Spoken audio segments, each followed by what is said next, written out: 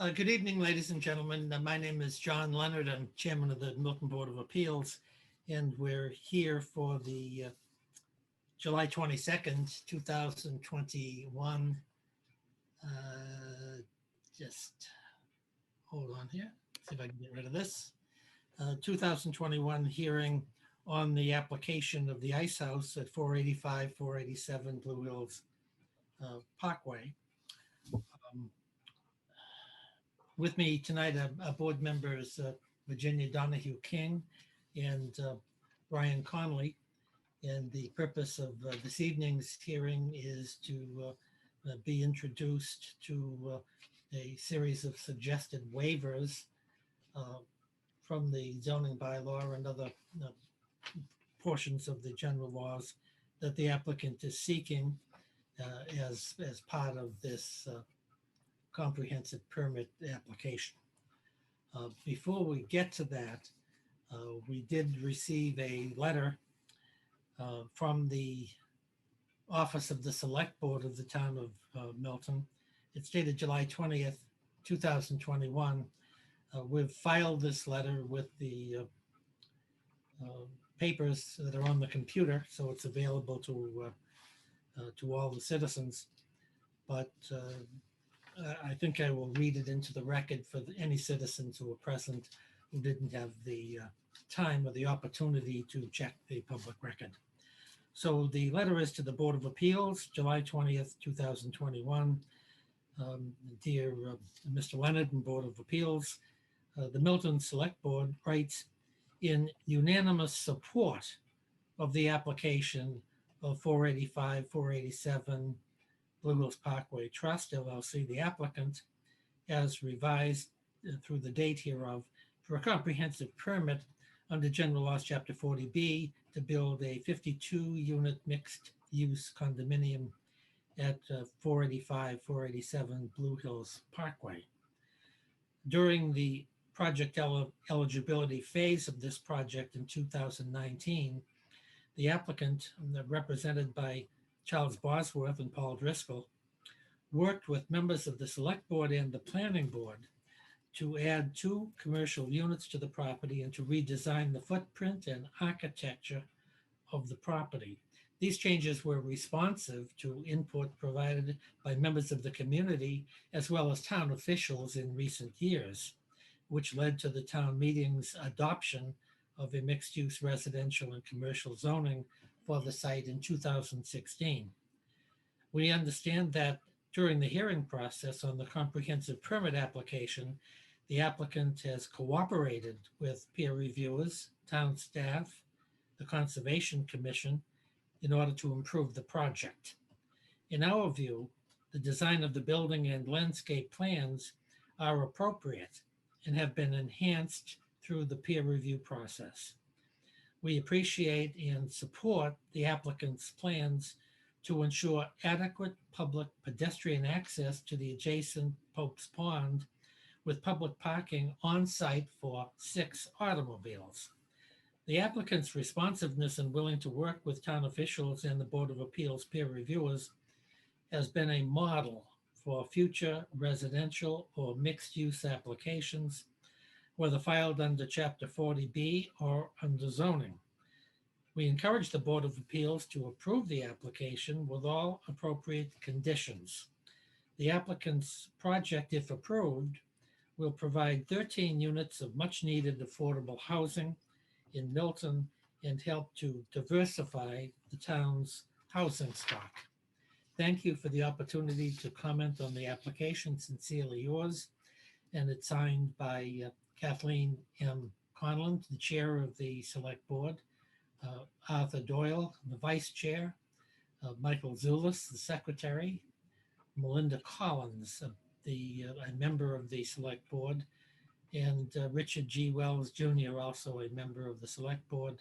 And copies of the letter, which I've just read into the record, were sent to the town administrator, Michael Dennehy, Tim Swinsky, the town planner, and to John Kiernan, Esquire, chairman of the Conservation Commission. So on behalf of the Board of Appeals, we really want to thank the Select Board for thoughtfully weighing in on this particular application, and particularly at this stage of the hearing process.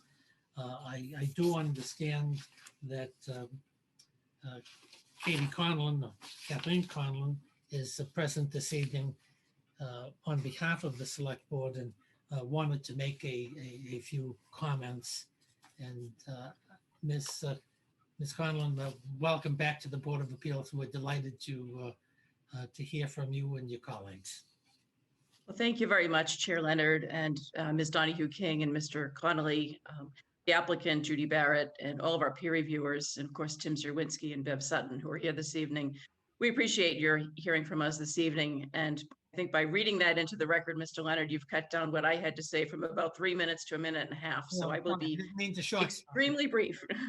Take your time. But I'm authorized on behalf of all of my colleagues on the select board, whom you've just named, Arthur Doyle, Melinda Collins, Michael Zulis, and Richard Wells, and myself, to be here and to primarily to acknowledge the applicant's willingness to work with town officials on this project at the project eligibility stage. As you know, this is a matter that's pending before your board, and you're an independent board, but early in the process, this matter was before our board when it was an application to Mass Housing for project eligibility. At the time, it was a very different project, and Cheryl Tugayas from the planning board and two of my colleagues, then the chair, Michael Zulis, and vice chair, Melinda Collins, sat down and met with the applicant after we submitted comments. And we're very grateful for the applicant's willingness to meet with us, to consider commercial space at the property, to consider a redesign of the footprint that we believed would bring the project closer, not exactly what town meeting had contemplated a few years ago when we passed some zoning for this site, but to bring it closer and to bring some more public amenity in the form of commercial space that I think has been lost in some of the public discussion on this project. A lot of people who don't seem to realize that that has been restored to the project. And to provide public access to Pope's Pond, and to redesign the footprint in a way that many in the community felt would be more consistent with what the community had wanted during the town meeting process. So we're very pleased and wanted to acknowledge all of the efforts that the developer has made, in particular, Mr. Driscoll and Mr. Bosworth. We understand, we have watched some of your meetings, but you've had quite a lot of meetings over many months. So we haven't seen them all, but we understand the applicant has worked with the peer reviewers and town officials and the Conservation Commission, and it really has been in some ways a good partner for the town in that sense, that we think what has been proposed by having 2 commercial units and quite a few affordable housing units that the town will really need is a better project and an improved project. There is genuine enthusiasm on our board for adding additional housing, affordable housing, and for providing some mixed use commercial space that we know that the neighborhood will benefit from. So that's primarily our reason for being here this evening, is to thank the developer and of course to thank the Board of Appeals. We know that all of you are lawyers with very busy day jobs and practices, and this has been a long process, and the other projects that are pending before the Board of Appeals have been long processes, and you have a lot of other applications from homeowners who simply want to do a home renovation on their home, and you've had to put some of those off because you're so busy with these large projects. And in some ways, this project has been overshadowed by some of the others. So we wanted to acknowledge what we believe is a good design and a good project and an improved project. Thank the Board of Appeals and Judy Barrett and Tim Zerwinski and all of the peer reviewers, everyone who's been involved in this process, for all of your efforts on behalf of the town. As I said, you're an independent board. You're not appointed by our board. You're a moderator appointed board.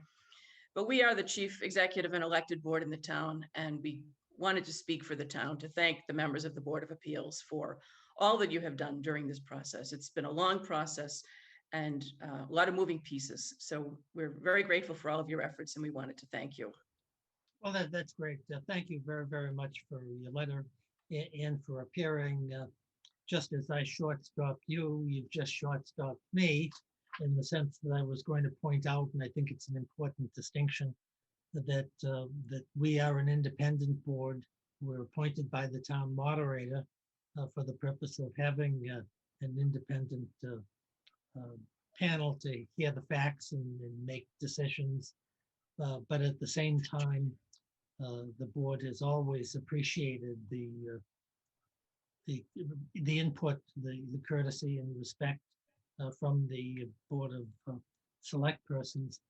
And as elected representatives of town, we value your input. We seek it and we value it because it's very, very important for the process to be complete, and having elected officials weigh in who are responsible to the public at large and can talk with the public at large regarding applications, even while they're pending. It's something we don't do and we really don't think we can do. So you provide an important input to this particular hearing.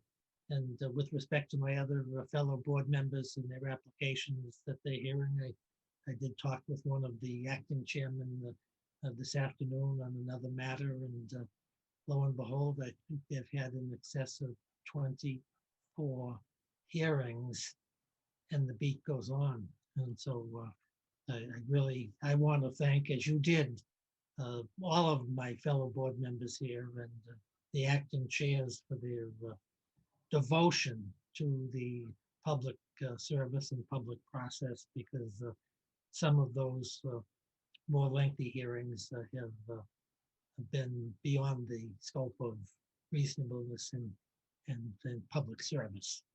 But they've borne on valiantly, and hopefully we'll get these applications wrapped up. So give our very best to the rest of the board members, and together with our thanks. Thank you so much, Mr. Leonard. Thank And you. Mr. Connolly and Ms. Donahue King. We appreciate it. Thank you. Good evening. Good evening. Mr. Brodsky, I guess the next item of business is the waivers, or the draft waivers, which you filed with the board. It's my belief that the members have read them, but they're very technical and they're very well written and very specific, and do require a study.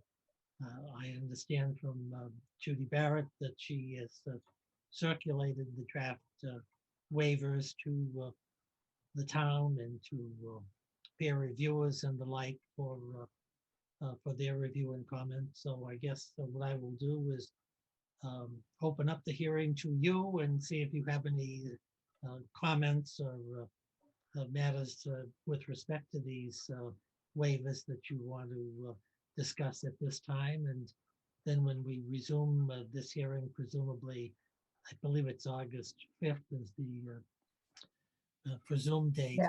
We'll be in a position to have reports from the peer reviewers and to make specific decisions on these waivers. So, Mr. Brodsky, welcome to the Board of Appeals. Thank you, Mr. Leonard, and good evening, everyone. As you know, I represent the applicant 485 487 BHP Trust LLC, and I'm here this evening with Paul Driscoll, as well as Charles Bosworth and my associate Scott Golding. Scott is our expert on waivers. I don't know if you'd like a short presentation from him or whether we should just make ourselves available for any questions at this time. So I need guidance from you as to really how you would like to proceed with respect to that issue. Well, let's do this, because going into over detail on this will probably be somewhat of a waste of time at the present time, because you really have to have the various provisions of the zoning code and other building codes and the like in front of you. And we only received this, I think, a couple of days ago. No criticism intended there.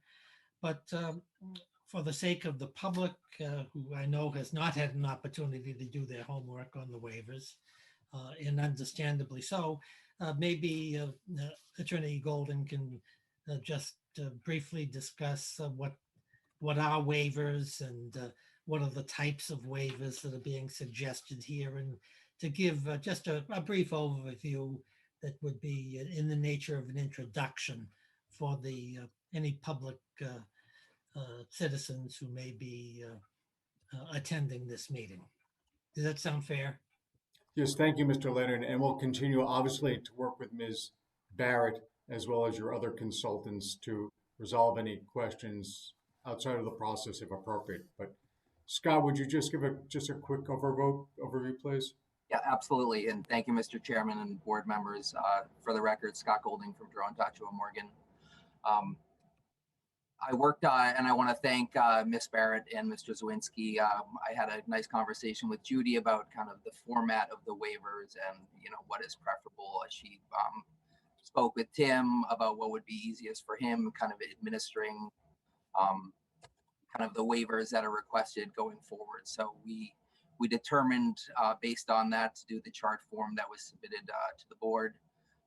As a general, very general overview, waivers under Chapter 40B and the regulations promulgated thereunder allow for certain waiver from certain local regulations. So we are seeking waivers from the Town of Milton zoning bylaw, the local stormwater standards, as well as the local conservation bylaw.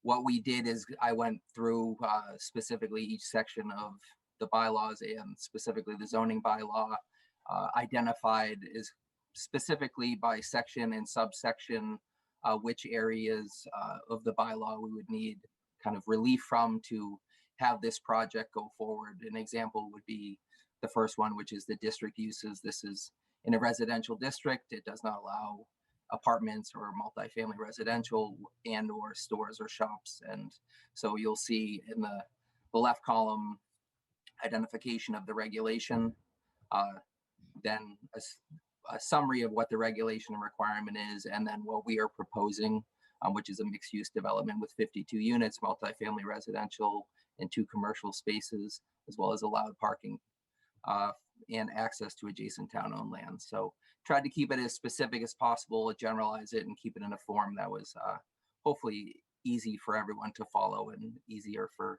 Tim as we move forward when he's kind of reviewing these as well. So I went through the entire bylaw. The only thing in this chart is things that specifically need waiver. You don't see if we comply with the frontage requirement, land area requirement. Those things are not listed in here. These are specific to things we need relief from the board to be able to accomplish this project. So, and I can answer any specific questions you may have. Well, just let me ask you one general question for those who are unfamiliar with the 40B and haven't had the opportunity to read the guideline book, which we have on file. What does 40B say about the Board of Appeals discretionary powers to grant waivers from these various bylaw provisions? So 40B specifically allows the board to grant the waiver based on the local need for affordable housing. And it's essentially a balancing test. The local need for the affordable housing versus, I guess, the reason behind the regulation. So actually the regional need. Regional need, I'm sorry. Local concern is the Right. matters that the board can focus on. Regional need is the housing. So, Mr. Chair, can I just point something out? And I don't mind, Yes, Scott, please. I feel like I'm interrupting you, but I don't mean to. But what you're seeing in this waiver chart becomes Exhibit B in the decision. And that last column that's blank, decision on waiver, is where we're going to indicate what the board's vote was Great. on each one. So it's an easy way to just kind of knit together the document the applicants provided with the decision, if that makes sense. Yeah, it does. And I take it, Ms. Barrett, that assuming that 40B didn't provide a mechanism for these waivers, a project such as this could never be constructed. That's right, but for the waivers, correct. Okay, great. Thank you for your input and your advice. Scott, do you have anything further you'd like to add with respect to the waivers? I do not. Thank you. Okay, great. Let's go back to Mr. Brodsky and ask Mark. Do you have anything else you want to add in terms of the applicant's presentation this evening on waivers? No, thank you, Mr. Leonard. Okay, let me do this to touch all the bases here. let me ask my colleagues. Mrs. King, do you have any questions of Attorney Brodsky or Attorney Golding or Judy Barrett on the question of the proposed waivers which have been submitted? Ginny, put your volume on. Ginny, put your thing, your, yeah. There you go.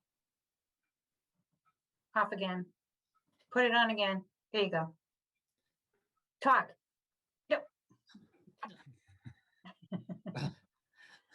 Jenny, let's, Set it up. Put it on, Jenny. No, click it on, Jenny. There you go. My Don't goodness, touch anything. there you go.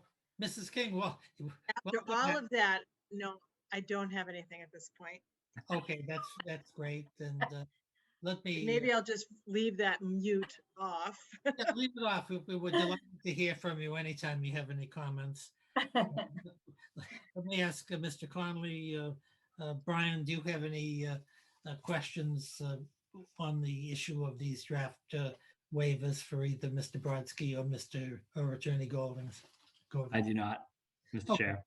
Neither do I, except to say that I really think Scott needs a vacation after preparing these things. These must be very, I know how experienced you are dealing with zoning bylaws and various regulations, but this is a torturous task from my perspective. And I think they're very, very well done without addressing the merits of the waivers.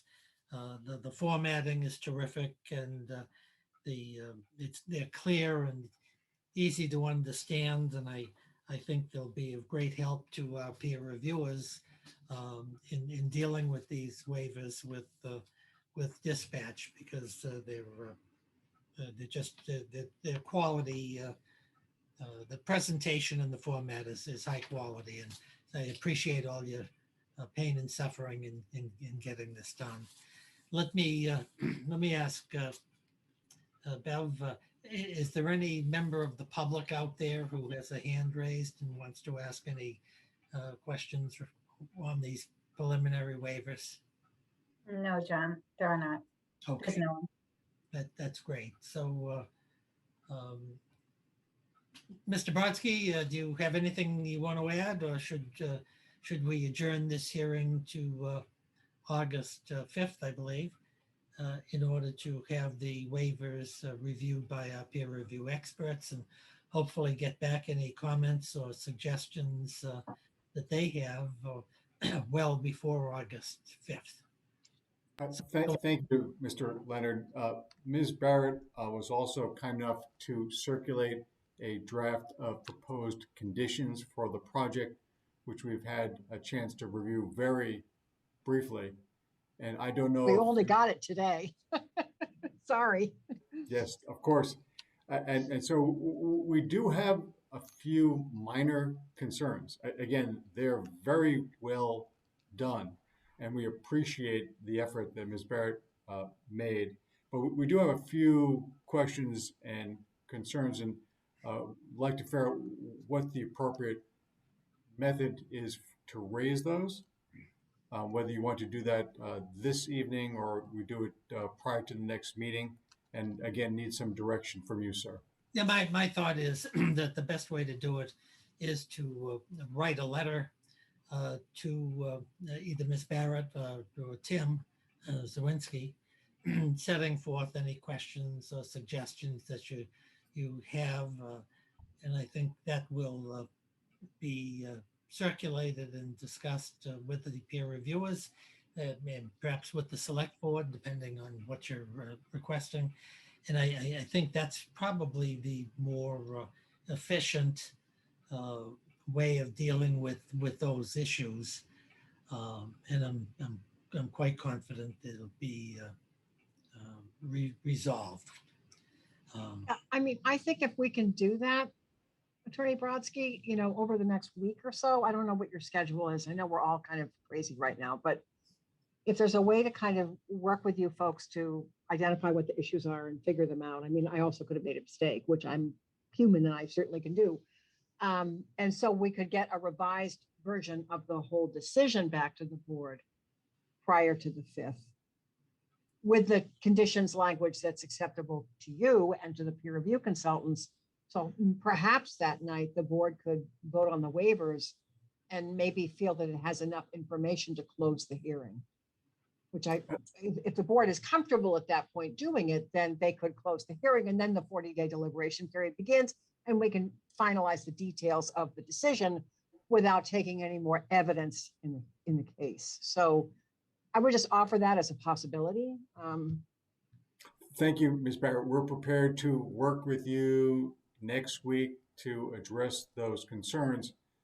My one regret is I'm not going to be here on August 5th, so Scott's going to be in charge. So in any event, I just want to thank everyone for the opportunity to work with you on this project. As I think I mentioned, it's only gotten better through this public hearing process, and we're grateful for that working relationship. But we will be in touch as soon as you're ready to hear from us. Yeah, it's fine.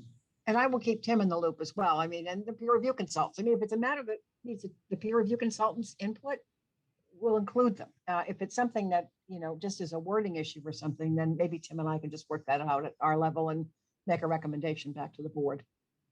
I think you'll find that our concerns are relatively minor and fall in the latter category. Okay. That sounds great. The board certainly in agreement with that. Bev, let me ask you, is Mr. Zawinski here with us tonight? I don't know whether he is or he isn't. He's on. I'm here. Oh, Yeah. great. But Tim, I didn't want to leave you out. I wanted to just ask you whether you had any comments, suggestions, or anything else you'd like to add before we adjourn for the evening. Nothing to add.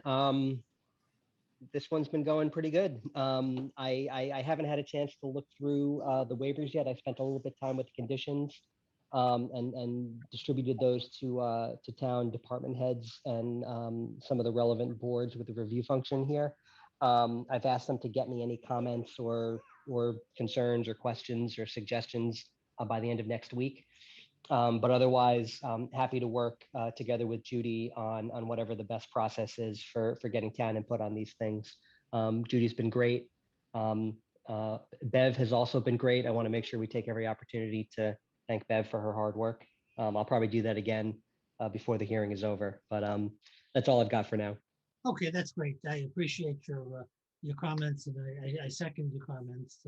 I actually thought that the draft decision by Judy was a tour de force. I thought it was bordering on a work of art. It may need to be tweaked here or there, but it was it demonstrates the depth of her experience and her knowledge in this area. And my guess is if any individual board member had to write that type of decision, we would need extensions for months to approach that type of detail. And so I'd like to compliment Judy for being up at 5:30 in the morning writing these decisions, and thank her for all of her help and assistance. So let me just ask fellow board members, any further comments? Mr. Conley, do you have any comments? Sure. Just to confirm the process between here and 2 weeks from tonight. So I think 2 weeks ago the plans were very close, but I think Sean, you were looking for some clarifications and further information. And have you gotten the revised plans you need, or are the plans still in progress? No, I think what our expectation was that we'd capture those in a condition and then let those get addressed in a final set of plans. Okay, so the plan set that'll be referenced in the decision will be whatever the last set is. And then the decision will have, I don't think it has in there yet, but you'll have a series of substantive specific requests that'll be conditions to the issuance of the building permit, for example. Is that the idea? Yeah, I think There's a lot of those already, but yes. Okay, Yeah, yeah, okay. My expectation was that there would be a that there would be a condition requiring a final set of plans which addresses all the outstanding Yeah, comments, gets submitted ahead of a building permit application. We'd review that for conformance with the conditions and, you know, make sure they addressed all the minor details and any changes that came in the meantime.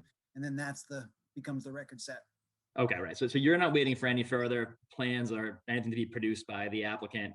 It'll just be a matter of putting in the decision, whatever conditions we need to, you know, connect the dots on points that are, you know, not shown on the plans. Okay. Correct. And so and by the way, I agree with the chairman, Judy. I just spent only like 15 minutes looking at the decision. I'll read it over the next 2 weeks, but it's a great work. So thank you for the effort on that. I think it's going to serve the applicant well and the town very well. So thanks for that. And so I think I'm guessing the game plan would be, in the perfect world, between now and sometime before the next hearing, so that we can review it. In the perfect world, we'll present a decision that Judy, you as our sort of advisor, that the peer review consultants, that Tim, the planning director of the town, and the applicant all agree on. But otherwise, you would be able to present to the board any points that you don't agree on, so that we could try to resolve them one way or another at that hearing, right? So Yeah, that's the won't be goal. anything Yeah. further to do after that hearing. We can decide. In the perfect world, there is nothing that's not agreed upon, but if there is, we can kind of bring it to a resolution at that hearing. Yes, I think that's the goal. Okay, great. And then I guess the only substantive question I had was, how do we memorialize the commitment with respect to the public parking spaces and the pathway access? Is that like a condition that, you know, is there some sort of restriction that gets put on the land, or is it a condition spelled out in the permit? How does the town, you know, sort of have some document that they can look to confirm that, right? I imagine that the public parking will be shown on the plan of record, and that the decision will reflect the plan of record. And certainly, I mean, there could be a condition, it probably should be there. Yeah, I to think that's note right. that. I think that's would say, fine. yeah, either I mean, I'd sort of defer to town's view and the applicant for whether it would be a separate instrument that gets recorded, or if it's just a condition. But I think it would make sense to sort of describe the number of spaces and, you know, efforts to ensure they're open to the public, and you know, that you know, folks can look at to be clear what the commitment was and wasn't, so that it's not asking the developer for any more than what was agreed, but it's also Sure. understood what was committed. But anyways, thank you for all your work on that. It was, you know, it was a great effort. Appreciate it. Thank you. Thank you. And Thank the applicant. Thank you, Brian. Ginny, do you have any closing comments? Really nothing other than to echo what you and Brian have said about the work that people have done. It's been very gratifying to see things come together. So thank you. Okay, great. Then I think before we move to adjourn and vote on that, I think all of the members of the board want to thank Mr. Brodsky and certainly Mr. Bosworth and his associates for their cooperation. And Mr. Brodsky, we hope you're going away on vacation, and hope you enjoy that, and will hopefully have accomplished a lot by the time you return. Thank I'm you, sure sir. he'd love to join us on Zoom that night, wouldn't you, from wherever you're going to be? Oh, don't talk to your lawyer, Mr. Brodsky. Don't. It's an undisclosed location. I think I heard an objection to that question, which is sustained. So all those in favor of continuing this hearing until August 5, 2021 at 7 p.m., please say aye. Aye. Aye. We didn't hear from Jenny, but I oh, there it is. Great. I wasn't using my booming voice. Sorry. Aye. Okay, that's great. So we'll see everybody on the 5th. Thanks for your consideration here, and hopefully we will be able to put the final touches on this application and get it promptly resolved. So thank you, and good evening, everyone. Good Thank you. evening. Good night. Thank you. Bye-bye, guys. Bye.